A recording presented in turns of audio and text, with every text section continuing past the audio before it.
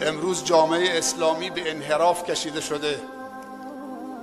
تا زمانی که میخوان دختر حرامی از یک خانواده‌ای برای فرزندشون حلال بکنن، شیخ و ملا و آخوند و عالم لازم هست.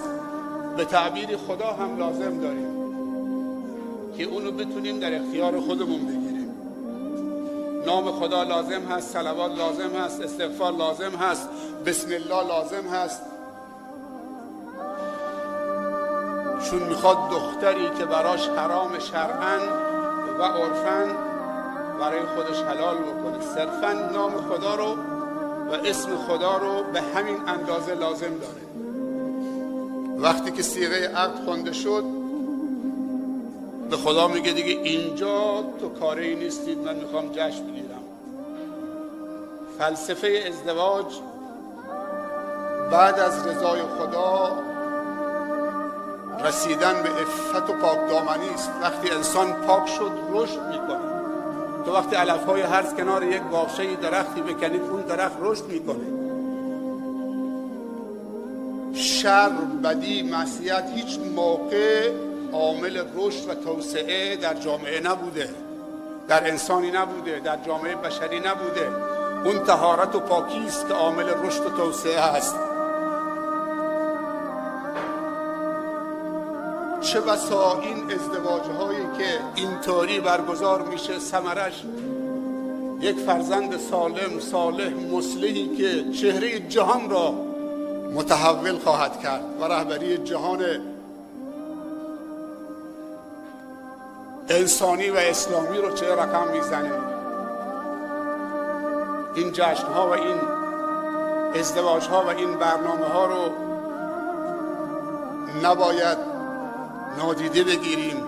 متاسفانه تو قسمت دوم که بعد از رضای خدا حفظ عفت و پاکدامنی است و این جشن عفت و پاکدامنی است، تو همین جشن عفت همون مسلمان و مسلمان زاده‌ای که نام خدا لازم داشت که دختر دیگری رو برای خودش حلال بکنه، چه برنامه‌های بیبند و باری و چه برنامه‌های منحرف و مبتذلی که همش ضد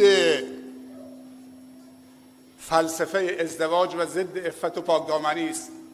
هم خودشو، هم خانواده خودشو، هم خانواده عروسشو، هم خانواده های دو طرف، هم جامعه رو در یک شب به خاک و خون میکشونه، به ذلت و خواری می‌نشونه. شراب، بیبندوباری، لباسهای نیمه عریان زنها و حتی مردای سکران، خواننده های و ارکستر سکران،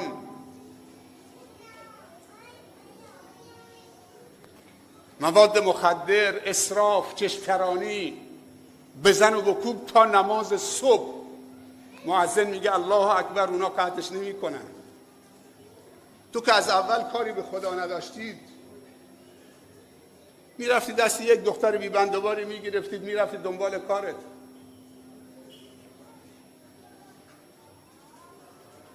عقد برای چته؟ خواستگاری برای چته؟ با هم به تفاهم رسیدید، تمام شد و رفت. عرف برای چته؟ احترام برای چته؟ تو که اهل این چیزا نیستید. ازدواج فلسفهش حفظ عفت و پاکدامنی است. جشنش هم باید جشن عفت باشه، وگرنه تناقض در دوگانگی است در یک شخص. خیلی از مسلمان ها میگن ما دین اسلام رو قبول نداریم. طرف زرتشتی میشه، طرف مسیحی میشه، طرف بیدین میشه، زندگیشو ازدواجش هم اونطوری میکنه. ولی تو اسم خدا رو بیارید، میگه شیخ بیاد، فلانی بیاد، عالم بیاد، صیغه بخونن، عاقد دست داماد رو میگیره، میگه 10 بار صلوات بفرست، استغفار بکن. بعد میاد تو شب عروسی جامعه رو به خاک و خون میکشونید. تو خیلی از مناطق استان ما، روستاهای استان ما کشته داده شده تو همین جشن عفت و پاکدامنی که مردم میان اونجا، یه ولیمه ساده‌ای پذیرایی میشه، تبریک میگن، 4 تا اناشید و سرود و صلوات و درود میفرستن، یا پذیرایی خیلی ساده. و دعای خیری میکنن برای این دو جوان رو میرن. تو عروسی ها ما داریم کشتی میدیم، تلفات میدیم. غیر از این که ناموس و شرم و حیا به یغما برده میشه، طرف سکران آورده، خنجر، مکدبر. تو عروسی رفتن چه نیازی به مکدبر و خنجر و شمشیر هست که تو با خودت ببرید؟ تازه ارکستر شروع شده، گفتم سکران. یک دفعه همکلاسی گردن همکلاسی زد افتاد روی زمین ساعت 10 شب. دو جوانی که با هم دیگه یک عمر از تولد، کودکستان، پیش دبستانی تا دبستان تا راهنمایی تا دبیرستان با هم بودن، در خونهشون روبروی هم باز میشد، با هم دوست بودن. آقا میاد عروسی برگزار میکنه، فکر میکنه چون جشن عروسیشه میتونه هر طوری که بخواد شادی بکنه تو جامعه انسانی و اسلامی. تو حق نداری آلودگی صوتی ایجاد بکنید، تو حق نداری مثلا تو عضوی در اون جامعه هستید، همه حق دارن، مگر اینکه بی‌بندوباری و بی‌شرم و حیایی دیگه تبدیل به عرف بشه و علما هم سکوت بکنن، بزرگان و ریش‌سفیدان هم سکوت بکنن. دیگه فاتحه اون جامعه خونده شده.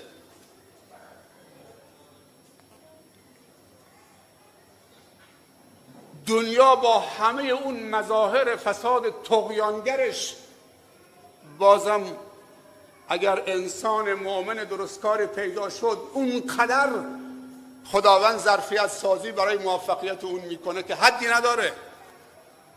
قرار نشده یک ضعیف تا آخر عمرش ضعیف بمونه و یک نیرومند نیروش پایدار بماند.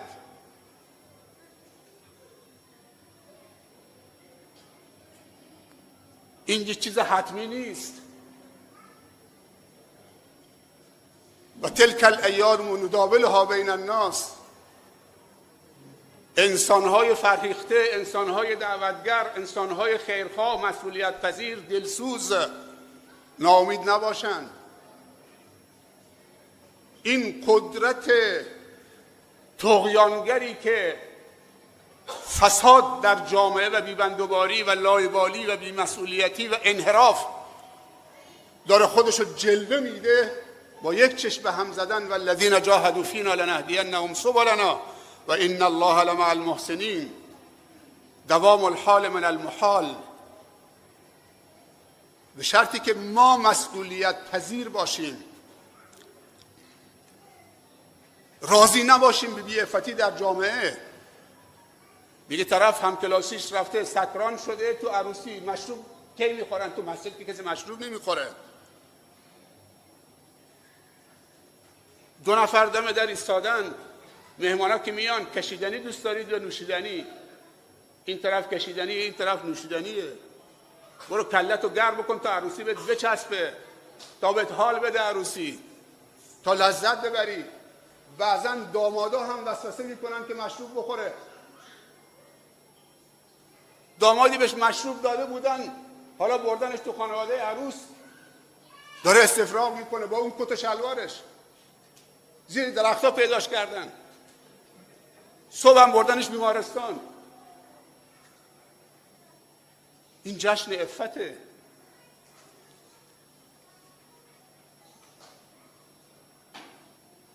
این دو نفر همدیگر رو تو عروسی ملاقات میکنن، یک دفعه شمشیر میزنه گردن دوستش و همکلاسیشو میندازه رو زمین. عروسی تعطیل. در اوج رقصیدن زن و مرد نیمه عریان، ارکستر هم سکران، همه سکران، از خدام خبری نیست. یه بزرگی هم اونجا حضور نداره. به این بهانه که علما میخوان شادی رو از مردم بگیرن. چقدر زیبا خوندن اون دو عزیزی که بعد آمدن. از دف دارن استفاده میکنن، صداهای جذاب، دوست داشتنی، نواهای، پیامهای مثبت. هم صدا زیباست، هم اجرا زیباست، هم محتوا زیباست، هم پیام داره صحبتاشون. جامعه‌ای که ما داره نابود میشه چون اشکال تو عروسی هاست.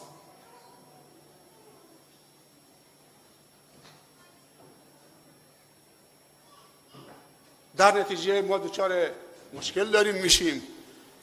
اون خشت اول سالم نیست، درست نیست. اگر ما میخوایم جامعه پاک و قوی و محکم و مترقی داشته باشیم، پیشرفته، باید خانواده درست بشه. اعضای خانواده افرادن. الان این کمال عزیزمون داره تشکیل خانواده میده و از همین خانواده ها جامعه شکل میگیره. عروسی تعطیل شد، پلیس اونجا ریخت، نیرو انتظامی دستگیر کرد، رفتن دادگاه، حکم اعدام همکلاسیش آمد. قاتل با مقتول همکلاسی، از تولد با هم بزرگ شدن، کودکستان رفتن، دبستان رفتن، راهنمایی رفتن، در روبروی هم بوده. دوستشو کشت. صبح که به هوش آمد گفتن تو دوست تو برادر تو کشتید. گفت من ولی کشتیدش. حکم اعدام قصاص آمد. حالا به علما نیاز دارن. وقتی حکم قصاص آمد، جناب شیخ از بس که زنگ زدن دیگه، من از خونه فراری بودم، گوشی جواب نمیدادم. خواهش میکنم اینو میخوان بکشن، حکم قصاص آمده، تو برو رضایت بگیر. خیلی عجیبه. من برم رضایت بگیرم؟ علما برای همین کارا خوبن. یه دستمال پاک کنی، استیقه بخونم برن دنبال کارشون. شیخ دیگه جای شما اینجا نیست، یا این که باید بیاد برقصید، دستمال بازی بکنید. شیخ و مولا جاش تو مسجده، جاش تو عروسی ها نیست. خب رضایت من باید بگیرم، من باید بیام خواهش بکنم؟ نه یک مورد، نه 100 مورد. ولی من الان 30 سال این عروسی ها میرم، شاید بیش از 4-5 هزار مراسم رفتم. حتی بعضی روزا بودی که دو تا استان، شاید 2 تا مراسم. بعضی جا رسم بعد از عصر تا مغرب داماد یک جا میکنن. تو بعضی مناطق، بعضی استان ها بعد از نماز عصر تا مغرب تمام شد.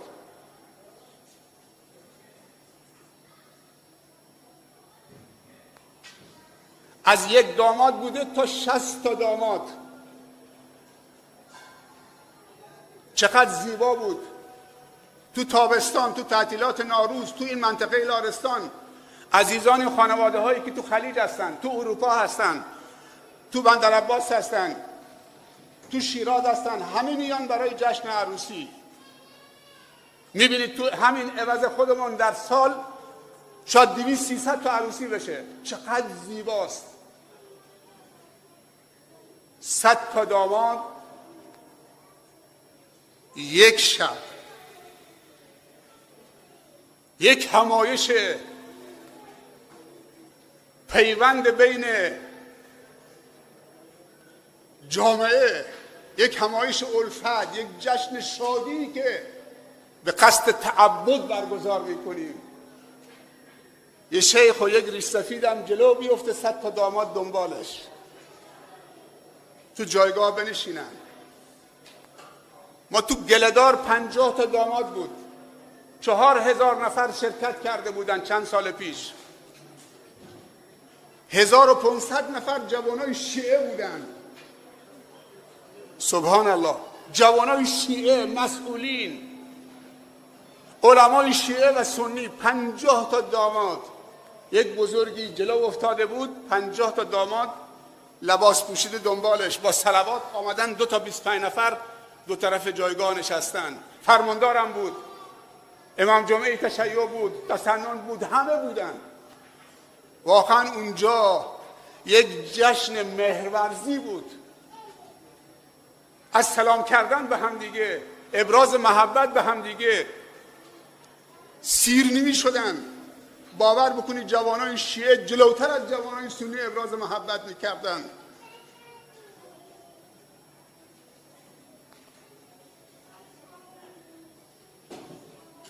چه کارهای بزرگی که میشه تو همین عروسی ها برای پیوند جامعه، برای توسعه جامعه.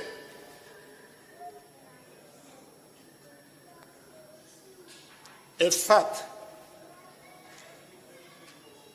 یه نکته در این رابطه بگم، ازدواج مصلحتی نیست.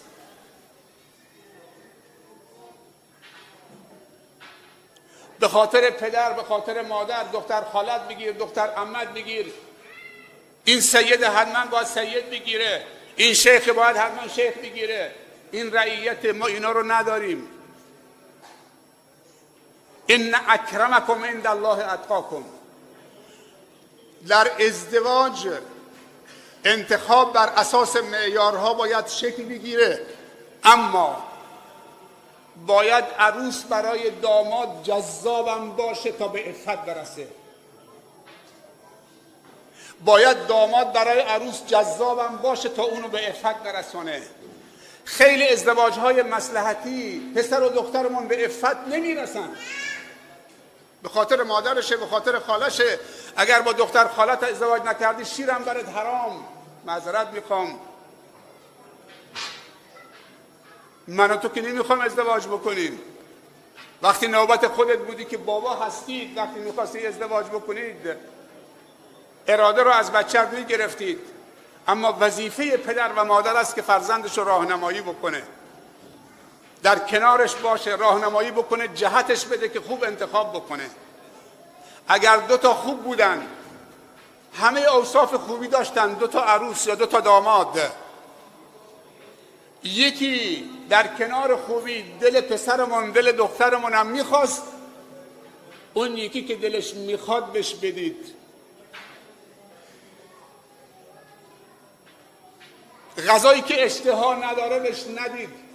اما فرزندان ما هم اگر پدر و مادری دلسوزی کردن، بچه هاشون از تو زباله‌دونی پیدا نکردن، دلسوزی کردن، پسرم دخترم درسته تو عاشق شدید، تو دلبسته شدید، ولی ما صلاح نمیدونیم به این دلیل و این دلیل حرف پدر مادر گوش دادن، یک کیس دیگه پیدا بکن که دل خودت هم بخواد، ولی چه پدر و مادرم دوست داشته باشن. دعای برکت خیر پدر و مادر میتونه بزرگترین سرمایه برای فرزندان باشن. وقتی پدر و مادر خوبه و خیرخواهی پدر فرزندشو میخواد. پس بچه هامونو وادار به ازدواجی که به خاطر من و تو با این دختر یا اون دختر یا این پسر بکنن، بعد از 1 سال 2 سال 3 سال سیر میشن، روابطشون سرد میشه. تو همین لارستان خودمون شاید روستایی باشه 2500 نفر بیشتر جمعیتش نیست، در 1 سال 30 تا طلاق بوده. شاید 50 سال میگذشت، 40 سال میگذشت، 1 طلاق تو منطقه کسی نمیشنید. ولی الان آمار طلاق با آمار ازدواج در کشور داره برابری میکنه. از هر 4 ازدواج نزدیک به 2 تاش منجر به طلاق میشه زیر 2 سال ازدواج. آمارا خیلی وحشتناکه. ما نزدیک بین 10 تا 12 تا 15 میلیون جوان در ترافیک ازدواج داریم، نمیتونن داماد بشن.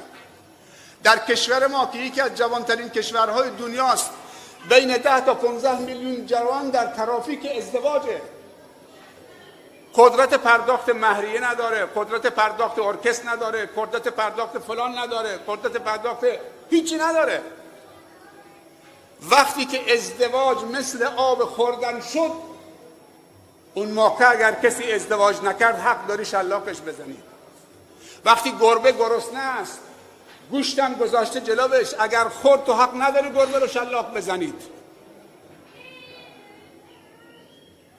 جامعه‌ای میتونه جوانو شلاق بزنه اگر خطا بکنه تو مسائل ناموسی که بزرگان قوم، دولتمردان، حکام اسباب ازدواج رو فراهم بکنن. اون دیگه مریض بیماره.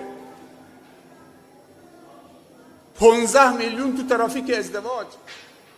از بمب‌های اتمی و شیمیایی هم خطرناکتر اگر اینا منفجر بشن. اینا آتش زیر خاکستره، 15 میلیون یک دفعه منفجر بشه. سن ازدواج داره بالا میره، بلوغ داره زودرس میشه، بچه 8 ساله بالغ شده، دختر دوم ابتدایی بالغ شده، ولی نمیتونه ازدواج بکنه بلوغ زودرس مگر بعد از 35 سال.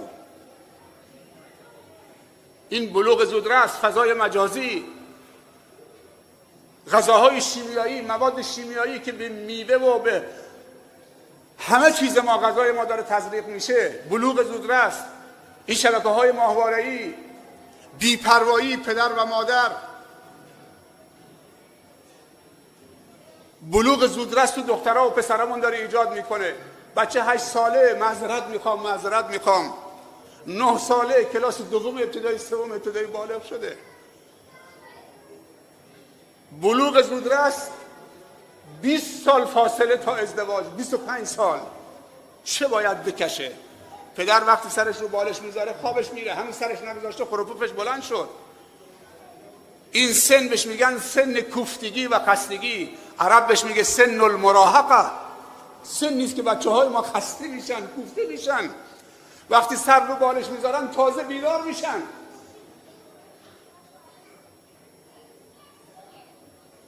ولی پدر و مادر خوابه.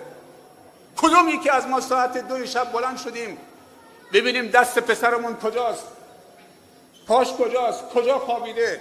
پیامبر صلی الله علیه و سلم میفرمایند از سن 7 سالگی بچه هاتون رو تشویق به نماز بکنید، در سن 10 سالگی بزنیدشون و در سن 10 سالگی خوابگاهشون رو جدا بکنید. فرقوا بینهم فی المضاجع. 2 تا دختر، نه پسر و دختر حق ندارن روی یک تشک زیر یک لحاف، حتی که سنشون 10 سال باشه. نه که پسر و دختر، حتی 2 تا دختر، 2 تا خواهر 10 ساله و 11 ساله، 2 تا برادر 10 ساله و 11 ساله حق ندارن روی دوشک بخوابن، زیر یک لحاف، زیر یک پتو، زیر یک چادر. پدر شب بلند میشه میره دستشویی برمیگرده میخوابه، بلند میشه میره سر یخچال آب میخوره میاد میخوابه.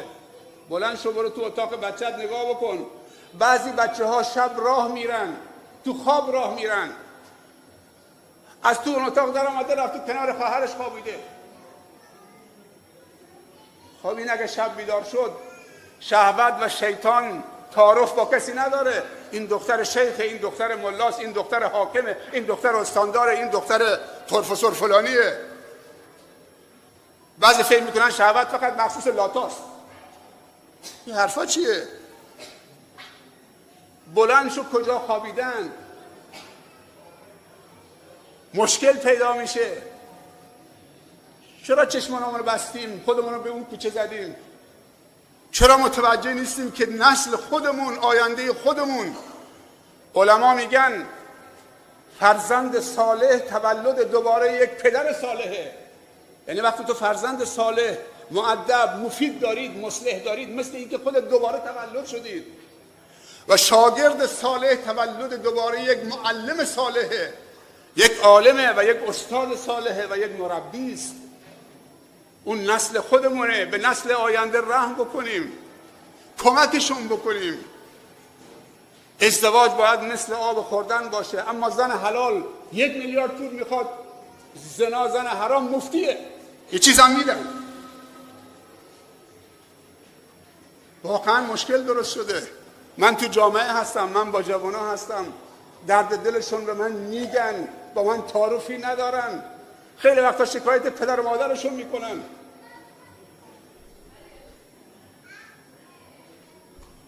به این جوانا رحم بکنید. ازدواج برای پوز دادن نیست که تو بخوای با ازدواج پسر و دختر پوز بدید. من چه این مراسم باشکوهی. دختر و پسر ما ماشین نیستن، حیوان نیستن، مال نیستن که قیمت براشون بذارید. اینا قیمت ندارن.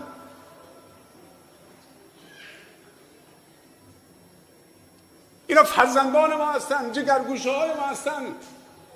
نه مهریه 100,000 تومان، نه 200,000 تومان، نه 500 میلیون. نه بز میخوای بخرید؟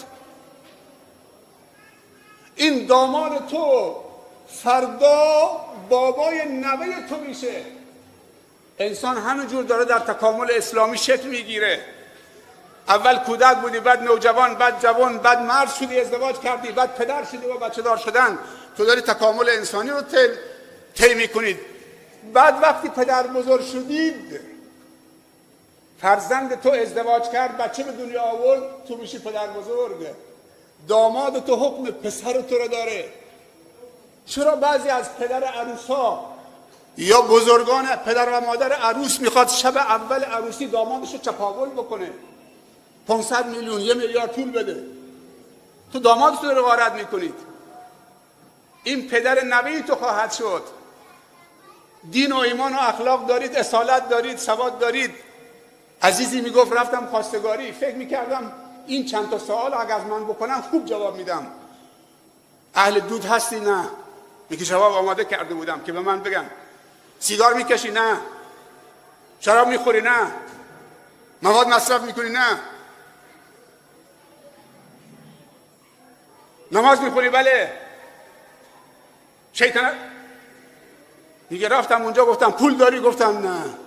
نه صحبت از نماز کردن، نه سلامتی کردن، هیچ. پول داری؟ نه.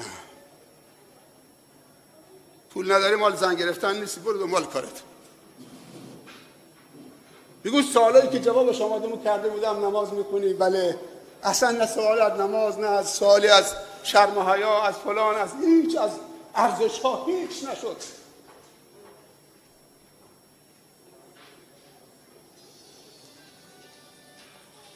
در کشور ما بین 600 تا 700 هزار نفر در سال ازدواج تحقق پیدا میکنه.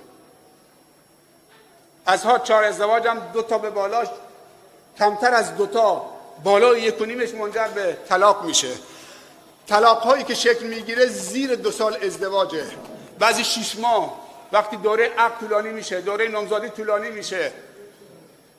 عقد و ازدواج بچه هاتون رو طولانی نکنید، نامزادی و عقدشون رو طولانی نکنید که دلشون سیر میشه از همدیگه. هرچی حرفای قشنگ خوب زناشوییست به همدیگه میزنن، بعد از ازدواج دیگه سرد میشن. کمک بچه هاتون بکنید تا عقد کردن ازدواج. پس به بچه هاتون احترام بذارید، ولی بچه ها هم به بزرگترها وقتی دیدن که صلاح تو اونه که حرف پدر و مادرشون رو گوش بدن، قبول بکنن که خیر در اونه و رضایت در اونه و برکت در اونه.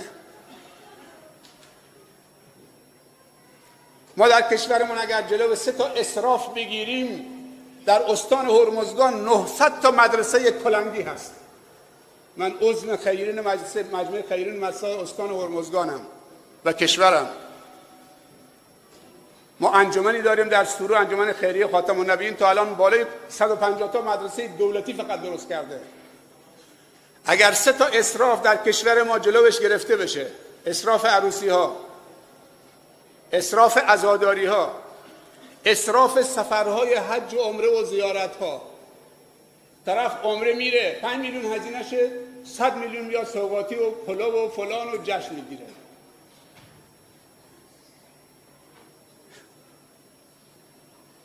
عروسی میشه با یک شربت و شیرینی هم، اگه ولیمه ندارید میدونیم گوشت گرانه، میشه با یک شربت و شیرینی هم چه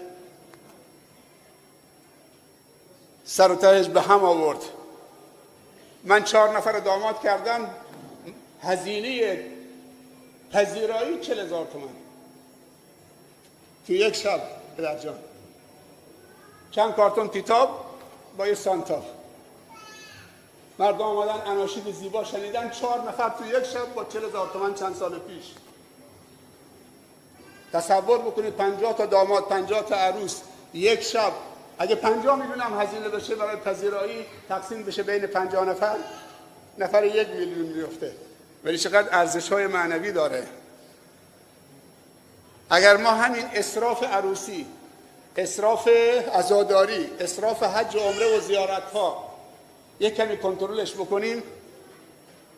من آمار استان فارس ندارم، استان هرمزگان 900 تا مدرسه کلنگی و کفری که رو سر دانش آموز داره له میشه میاد پایین. باور بکنید تو 1 سال یا 2 سال این 900 تا مدرسه چه درست خواهد شد.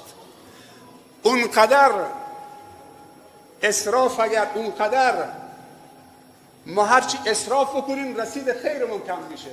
اگه جلو اسراف بگیریم تهش میمونه که چه؟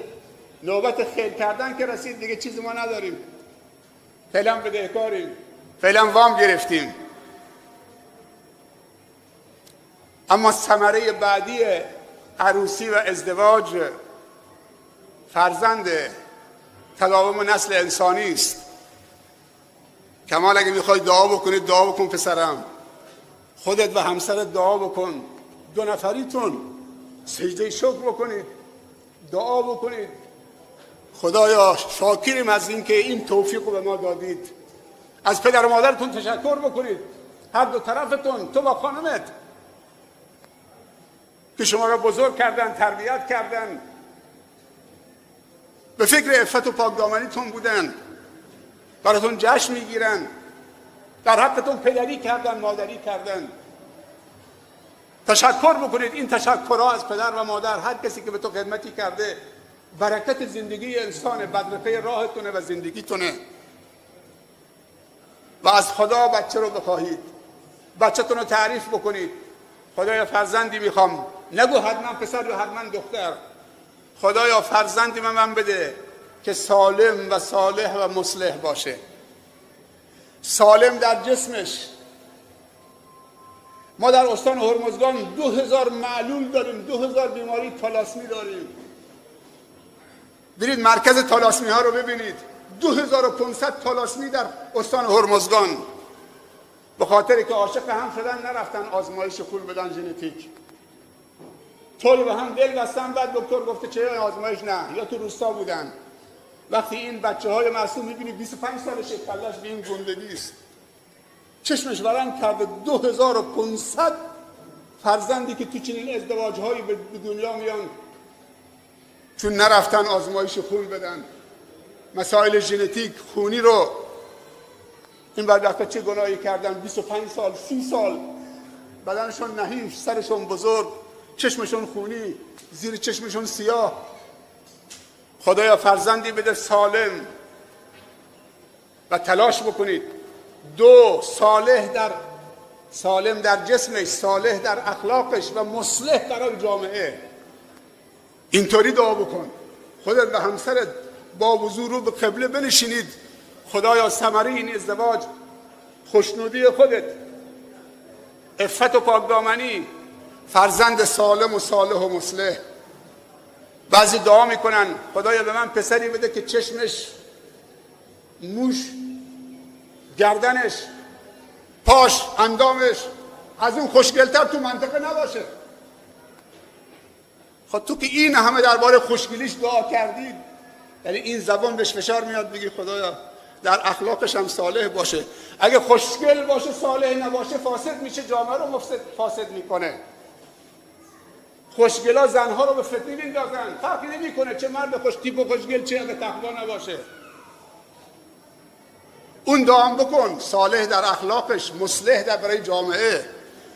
از حوصله همتون تشکر میکنم از اینکه ما رو دعوت کردی در این عروسی و قابل دونستید. در اصل عروسی مال خودمونه. جالب، اینجا خیلی برام جالب بود وقتی وارد شدم، شیخ عبدالرزاق به من نگفته بود که پسرش با چه خانواده‌ای وصلت کرده. وقتی آمدم همه آقای شاکری ها اینجا بودن. سبحان الله، اینا دوستای قدیمی منن. شاکری ها در اماده‌ده، چه اونایی که قطرن، چه اونایی حاج عبدالکریم شاکری، این بزرگ ما بود. هر وقتی من میرفتم اماده خونه ایشون میرفتم، بچه هاشون با بچه هامون آمدن خونه ما، رفت آمد داریم. اینجا وقتی دیدم یه سوال برام پیش آمد، سوال کردم، گفتم که فتحیه شاکری خانم کماله.